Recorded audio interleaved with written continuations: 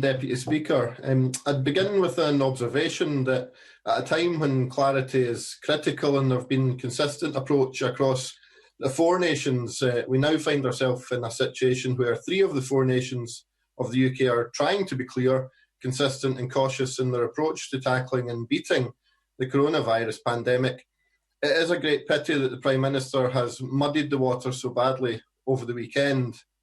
While it's absolutely the Prime Minister's right to change from a very clear stay-at-home message to the imprecise stay-alert message for England, it is irresponsible to spread this change in the media as if it applies collectively across the entire UK, without even consulting the Scottish, Welsh or Northern Irish governments. This is a public health matter, rightly being considered by devolved administrations on the basis of scientific evidence.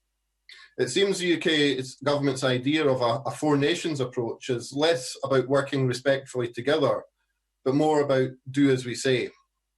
Now, Madam Deputy Speaker, the advice in Scotland remains clear, and for the avoidance of any doubt, I would reiterate it here. Stay at home, protect the NHS, save lives. While the current pandemic has undoubtedly brought challenges, it's also brought out the best in our communities. From fundraising to helping neighbours and a willingness of our communities to help, it's been incredible, none more so than in my own Midlothian constituency. With resilience groups in Blanrig and Lasswade, Dalkeith and Woodburn, Dander Hall, Esbank and Newbattle, Gorebridge, Howgate, Lonehead, Newton Grange, Pennycook, Roslin and Bilston, Rosewell, the Tynewater area, and I would make a particular mention here to the Mayfield and East Houses Community Resilience Team, who have so far delivered more than 3,550 hot meals to elderly and vulnerable members of our community.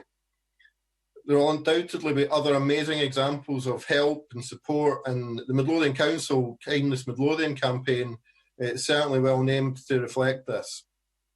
I also, for the most part, welcome the Treasury response to this pandemic, although there are, of course, many areas that still need to be addressed. I welcome the business support that's been put in place by the Chancellor and his efforts so far to resolve problems that have emerged with the schemes, but a lot more does still need to be done, and urgently, to help those still left behind. I have many constituents who have yet to receive any support, who had a viable business but can't get a loan to see them through. The business interruption loan scheme is too cumbersome and too many banks are still failing to lend. And while the bounce back scheme tackles some of these issues for smaller businesses, the reports I've heard, it remains far from a streamlined process, and there are only 5 accredited lenders as compared to 50 for the interruption loan scheme. There's also still the issue of self-employed support, particularly for those who left a good job to run their own business. I do welcome the extension to the furlough scheme announced by the Chancellor earlier today and the suggested flexibility, and I'm certainly going to be keen to see the detail of that much more clearly.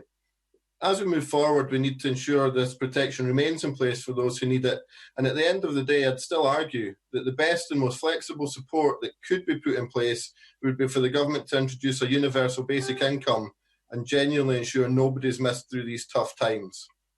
Protecting people's lives while they're protecting their livelihoods is a complex matter. One size doesn't fit all, and a degree of flexibility to suit differing circumstances is needed from government. Both flexible support and a flexibility over strategy in the different parts of these aisles. I welcome a more cautious approach from the Scottish Government in easing lockdown, and while I would advise the UK Government to take a similar approach, I appreciate that it choose not to, and it must respect the devolved settlement and not undermine the clarity of message we have here in Scotland. Thank you. Dr. Neil Hudson.